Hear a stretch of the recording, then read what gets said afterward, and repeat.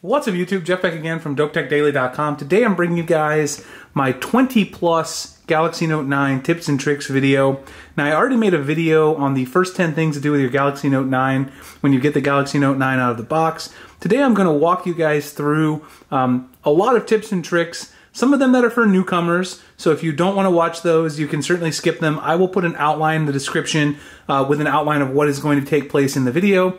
Here's a look and an overview of what I'm going to cover. Home screen settings, lock screen and always on display, S Pen settings, which I talked a little bit about in my first video, but we're going to get into the nitty gritty, really dig into what the S Pen can do.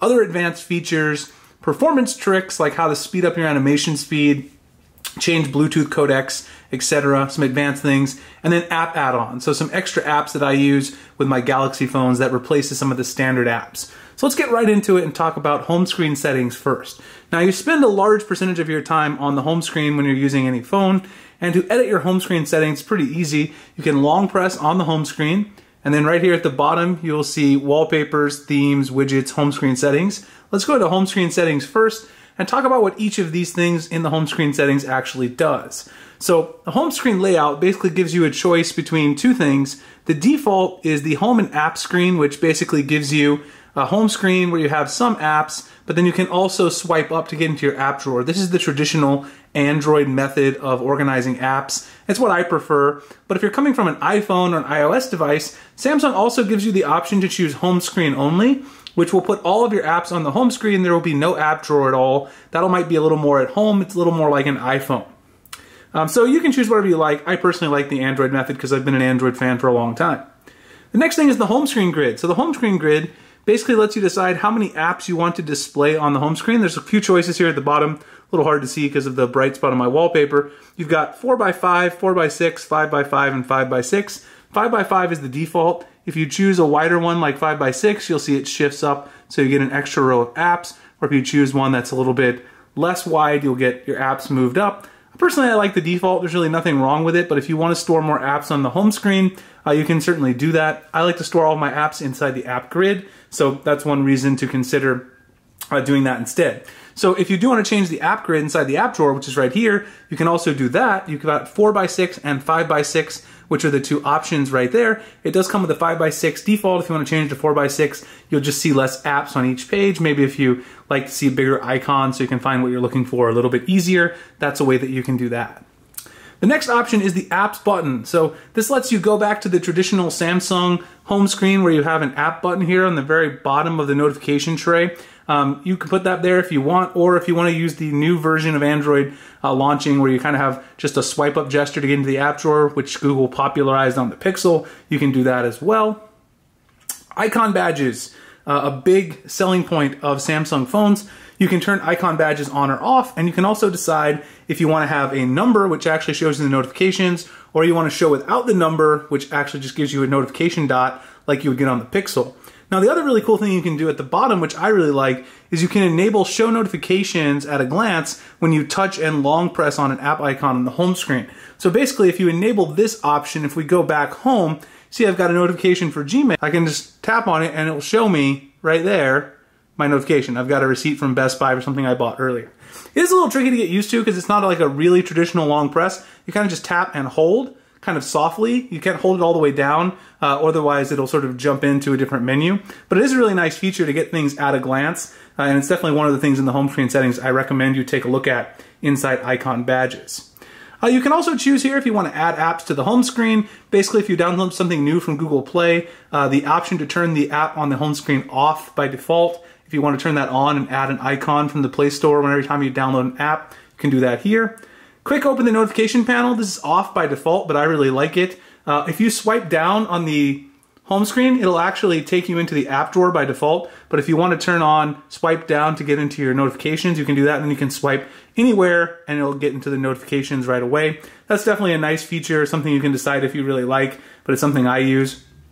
And also portrait mode only. So portrait mode only allows you to keep your phone in portrait mode and not rotate it to landscape when you're on the home screen, because typically I have no reason to use my phone in landscape when it comes to using it on the home screen. I might rotate it to watch a YouTube video or something, but I don't really see a reason to actually rotate it on the home screen itself. You can also choose to hide apps, so if you don't want to show certain apps in your app drawer, for instance, a bunch of these AT&T apps that I can't fully delete, I might not want to show those in my app drawer because I'm not going to really use them. Also, any other apps that you're not going to use, mainly carrier apps or bloat, things that you can't fully get rid of, you can go ahead and just, get rid of those, hide those, and then when you go into your app drawer, you're not going to see those anymore. In fact, if I get rid of all of the apps inside the AT&T folder, then the AT&T folder would be completely gone. So those are some tips and tricks for the home screen settings, which is where you're going to spend a lot of your time in any phone, and a lot of things that you can do to make it a little more enjoyable to use your device. The next thing are the lock screen always on display. So there's two different things there. The lock screen, of course, is what you're at here. When you have your wallpaper showing, it's got your notifications, you've got your customized clock. The always on display, of course, is what goes on when you actually leave the phone sitting for a minute. If you have the always on display turned on, it'll show your time, the date, battery percentage, and your notifications as well. So you can edit settings for both of those inside the main settings if you go up to the cog at the top. If you go down to lock screen, which is right here, both of the settings are in there. Let's talk about some of the lock screen settings first. The first one is screen lock type. So here's where you're going to set how you actually lock or unlock your device. Of course, I have mine set to fingerprint, and you should be using some kind of biometric security. I talked about that in my very first video. If you guys want to check out the first 10 things again, it's linked below. You can also choose to use swipe or pattern, but fingerprint sensor or intelligent scan, iris scanning is so much more convenient. You can also use smart lock, which is a really cool thing where you can unlock your device where it's paired to a certain Bluetooth device or trusted place, like if you're at your house. So for instance, if you have a trusted device, you can go to add trusted device. You can see I have my Galaxy Watch, which I'm gonna have some videos on soon.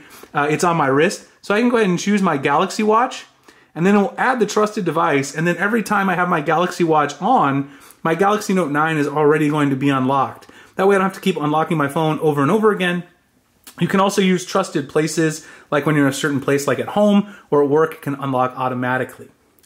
Next thing is secure lock settings, which you do have to use your pattern or pen to get into. You can choose to lock the phone automatically 5 seconds after the screen turns off. I'd recommend to do that. Lock instantly with a power key. I'd also recommend that just because it's a really good way to go about doing it. You can choose to auto factory reset after a certain number of attempts. Here it says 15 incorrect attempts. And those are all good security settings that you probably want to think about and whether or not you want to actually enable those. At the bottom here, you've got some things about actual style and customization. So if you go into clock style, I talked a little bit about this on the original First 10 Things video. You can change the clock style for both always on display and lock screen. So the first one here is always on display, but if we go over to lock screen, that'll show you what your clock looks like on the home screen. There is a really cool feature in the new version of Samsung Experience, which is Android Oreo. If you go to color here, you can actually choose to have the color match the color of your wallpaper. So you can see here, if I choose this color here, it's multicolored. If I go all the way back to the side, it actually matches the clock color that I have with my wallpaper there. So it changes this to shade of yellow. And it'll keep that shade of yellow, no matter which clock style you choose for the home screen. So you can also do that independently on the always on display. The only thing is for the always on display, of course, it's probably better to use black and white. Personally, I like to use black and white on the always on display, but you can also change the color as well on the always on display. Of course, there's no wallpaper there, so you can't really match the wallpaper color in that particular case. You can also change your face widgets, which basically allows you to control things like music, weather, see your next alarm. You can turn all of those on, and that gives you quick access to information on the lock screen and always on display. When you go back to the lock screen here, if you turn on those face widgets, you'll have some arrows here and you can swipe, music controller. Here you've got your calendar, here's your alarm, and there's your weather. So you can swipe all those widgets through with the clock. A really nice feature if you want to get some of that information while the lock screen is still enabled. You can also choose right at the bottom if you want to show it on lock screen, always on display, or both. I chose both just because, why not? It's convenient to have it everywhere. App shortcuts, you can edit the app shortcuts that show up on the home screen. By default, it's the phone and the camera. I like to change those myself because I don't use the phone and the camera the most. I use Twitter a lot, and I also use Hangouts a lot to communicate with my wife. So I go ahead and put those on the home screen. And you can see here if you unlock the device, right there at the bottom, there's Flamingo, and there is Hangouts. So you can launch right into those from the home screen, which is certainly a nice thing to have, and a quick shortcut that makes it easy to access your favorite apps. So then the second thing here is the always on display. So first we went to the lock screen. Here's always on display. Quite a few things you can do here. You can choose what is shown, home button, and the clock. Some people don't like to show the home button because they're worried about burn-in at the bottom. That shouldn't be a problem because Samsung has optimized so that doesn't happen. Auto brightness here. With auto brightness off, you can adjust the brightness manually by double tapping the clock. That basically helps you save some battery life, which some people worry about when it comes to always on display. Another thing that lets you save some battery life is to set a custom schedule. So for instance, if you go to sleep at a certain time or wake up at a certain time, you can set it to only access it at that time. So if I go to sleep at 11 p.m., then at 11 p.m. it's going to turn off the always on display. That way I'm not wasting battery overnight. Of course, a lot of people are charging their phone overnight, so not a huge deal, but it is one way also to make sure that if you sit your phone on a table at night, that the light from the always on display isn't going to disturb you or your partner or something like that. So those are the lock screen always on display settings. Always some very good stuff in there. The next one is probably the most important for Galaxy Note owners, and that's the S Pen settings and all of the various tips and tricks you can do with the S Pen. So again, you can access the S Pen settings a couple of ways. Probably the easiest way is just pop out the S Pen itself. And when you do pop out the S Pen, of course, you have the little Air Command menu on the side. At the very top here, there's a little settings cog, so you can tap and go into the S Pen settings. So I talked about what some of these things do, but let's talk about some of them again in detail and also talk about some tips and tricks of how to use the S Pen. So the S Pen remote is a new feature with the Samsung Galaxy Note 9 because it does have Bluetooth. It's low energy Bluetooth, so it's not going to use a lot of battery life. With this, you can change all the various app actions that you can do to control apps with your S Pen remotely. So for instance, one of the best features is for the camera, if you're going to take a group shot, you can actually use the S Pen as a remote. So you take the S Pen with you, you leave your Galaxy Note 9 on a little tripod or something if you have a mobile tripod, and you can change what it does. So a single press of the button takes a picture, double press switches between selfie camera, and you can change the things it does. So record video, do nothing, etc. Same thing in Chrome, which is what I really like too. I use this quite a bit now when I'm browsing. You can choose to go forward, back, scroll up, or scroll down inside the Chrome browser using the S Pen, and that's a really, really nice feature to have. So these sort of app actions, I think there will be more of them over time. Of course, at the beginning, it's really the camera media, so you can play and pause your media, do things like that. And again, there really isn't a lot of options inside media: play, pause, skip, or do nothing. And also inside of Handcom Office Editor, if you're doing a PowerPoint presentation, you can use this as a remote to click through your slides. So this is a really cool thing. You want to set up what it does exactly, and I definitely like this feature. Samsung iterated on these S Pen features. That's something they didn't really do with the Note 8. Inside here, you can also reset the S Pen by clicking on the three-dot menu at the top. If you ever have any issues with your S Pen, if it starts going rogue, you can reset it right inside there. The next thing is the unlock with S Pen remote. You kind of have to decide if you want to use this or not. You can either choose to unlock your device when you're using the S Pen as a remote or not. I can see this being useful if you're doing like a presentation and your phone locks while you're in the middle of doing a slide, and then you can press the button on your S Pen to unlock it. But it could also be a security risk because, obviously someone else could use this to unlock your device. So you have to decide if you want to do that or not. Screen off memo, this allows you basically to write on the screen as soon as you pop out your S Pen. So if you have your S Pen in here and you're on the lock screen or you're always on display, pop it out, lets you immediately start writing. And by default, the color is actually the color of your S Pen. So this one is a yellow or gold color. It starts writing in yellow or gold right away. So you can start scribbling, doing all that kind of fun stuff directly. You can choose if you want to use the signature color, which would be this gold or yellow color, or you can choose your own color personally. AirView.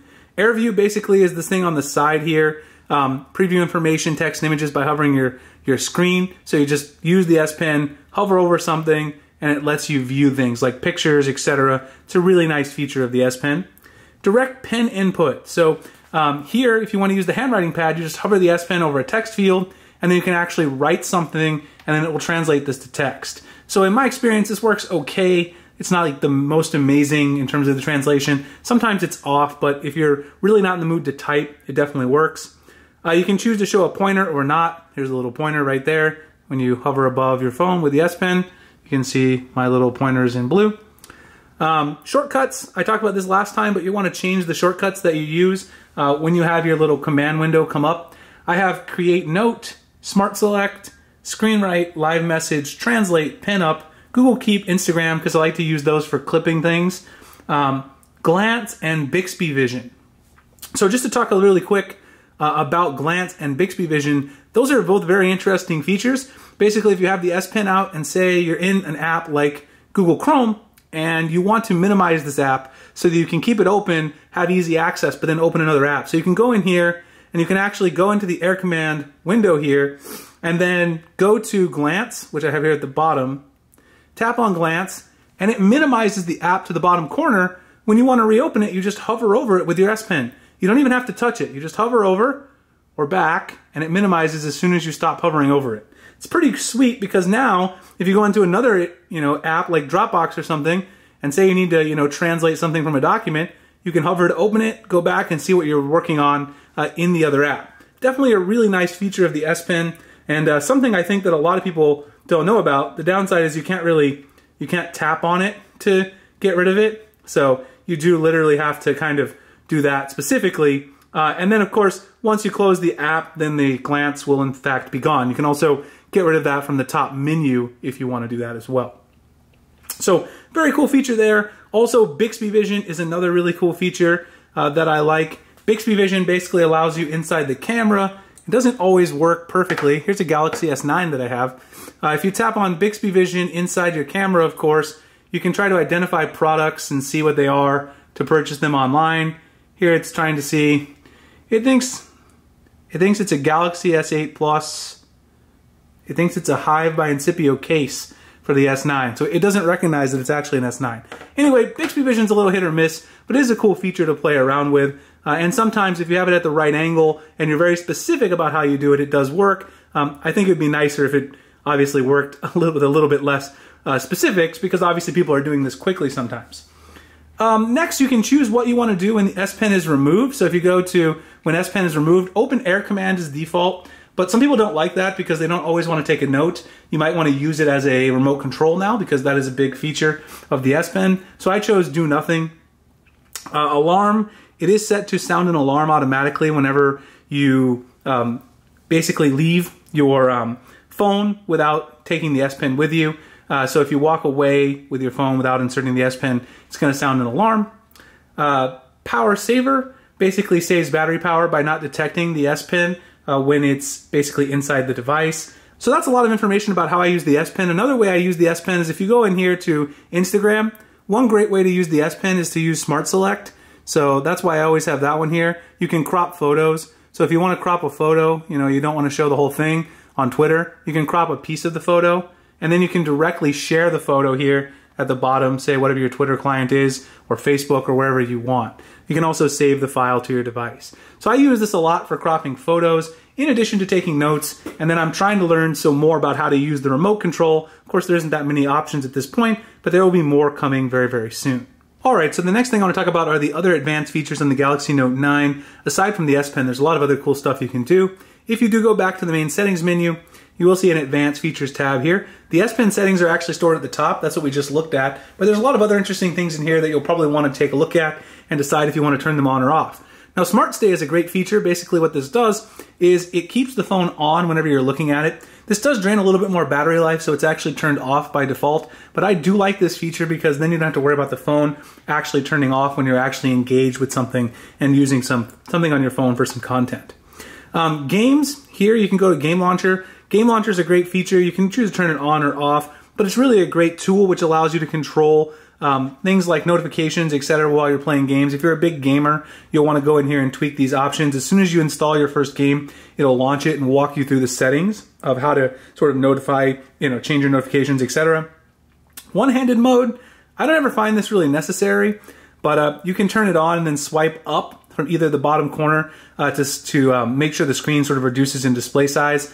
If you buy a big phone like the Note 9, in my opinion, why would you want to do that? But some people want the screen for writing, but then they find it really hard to actually use it on a day-to-day basis. Fingerprint sensor gestures, I talked about this last time. If you enable this, you can swipe down on the fingerprint sensor to get your notifications like I just did there. You can also swipe up to get into Samsung Pay, which is really nice. If you have Samsung Pay enabled, of course, that is. So that's a really nice feature as well. Fingerprint gesture is pretty standard. They come on a lot of different devices. Quick launch the camera, so you can press the power button twice, just in succession, and it'll quick open the camera. That's definitely a really nice feature that a lot of people have enjoyed for a while.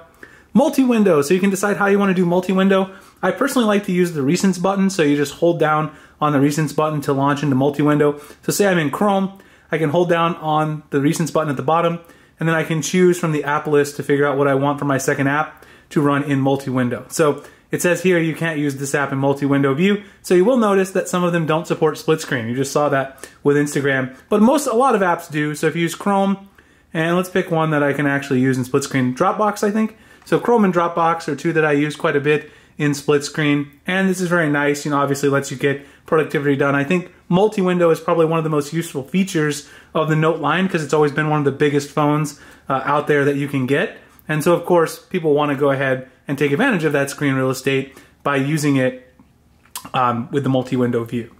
So next, let's go back. You go ahead and hit the X there if you want to close it. Let's go back and take a look at some of the other settings here in Advanced Settings. I think I closed the Settings app there. My bad. So back in Advanced Features, after multi-window, there's a whole bunch of stuff you can turn on. They're all on by default, which is Smart Capture. Let's just talk about a little bit what these do. This basically allows you to show additional options after capturing a screenshot. This is one of the coolest features of the Samsung phones as well, not just the Note. If you hold down the power and the volume down button to take a screenshot like this, at the very bottom, you'll see here you've got scroll capture, which is really awesome. You tap on that, it's going to scroll down and let you capture more of the screen. So tap on scroll capture, it scrolls the screen down, you can tap on it again, and keep scrolling until you get the entire screen. So if you want to take a screenshot of an entire web page, it'll do that. And then you can actually tap on the screenshot and you can open it with Gallery and see what it looks like. See how long the screenshot is, but you've got everything there and then you can share it. So that's a really cool feature. It's one of the things I love about the Samsung devices, and that's not particular to the Note. You can also use it on the Galaxy S devices as well. Palm swipe to capture. You can use your palm to swipe on the screen from right to left to capture something, get a screenshot. Direct call, basically just hold your phone up to your ear after having a contact on the screen. It'll make a call automatically. Swipe to call or send messages. You just swipe a contact or number to make a call, or left to send a message in phone. And then easy mute, which is where you can just basically mute incoming calls by putting your hand over the screen or turning the phone face down. I use that all the time for incoming calls that I don't want to answer. Another advanced feature that I think a lot of people don't know about in the Samsung devices, maybe because we don't use it that much here in the US, is dual messenger. So you can actually get two different accounts for a lot of social media various social media accounts. Like Facebook, you can see here, you can turn it on. I don't have two Facebook accounts, so for me it's not really that useful. But if you run a group or a business page on Facebook, I can see how this would be incredibly useful. You can also choose to separate out contacts for your second app, so you don't have to have the same contacts in both Facebook accounts. I know this is very popular in other countries, and Huawei and Xiaomi and all these other companies did it before Samsung, but now we're seeing it here in phones in the US as well. Final thing here is video enhancer. You might want to turn that on. I like to turn it on for media, but you can kind of see what it's going to look like with it on or off and decide if you want to use it. You can see it's going to be used in all these media apps: standard video player, Google Play Movies, YouTube, and Flixster for watching trailers. The next thing are performance tricks. So this is basically a way to squeeze out extra battery life, or to speed up your phone a little bit, or to basically get better performance. The first thing is to use a dark color theme or wallpaper.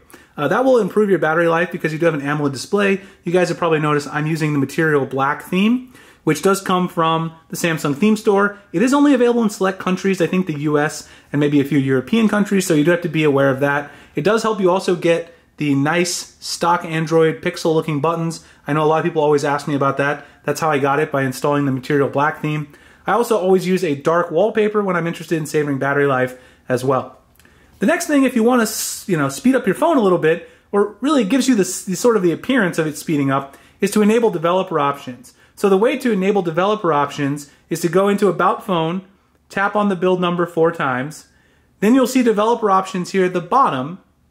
If you scroll down, again, lots of people who have been using Android for a while know about this, you can change the window animation scale, transition animation, animator scale to 0.5, or even turn it off. So if you do this, what it's going to do is it's going to basically slow down the animation time when the phone is going in and out of apps, etc., going to the home screen. It does give you the appearance of being faster. The phone isn't actually faster, of course. The processor didn't get better or anything like that, but it does speed up the overall time you spend in and out of apps. So if you ever notice any lag or something like that, you can certainly do it. I don't think you need it on the Galaxy Note 9, especially not out of the box. The thing's got 8 gigs of RAM, and I haven't had any issues at all. Another thing you can do to increase performance with audio is you can actually manually edit the Bluetooth codecs inside developer options. So if you go here to Bluetooth audio codec, it's also in developer options.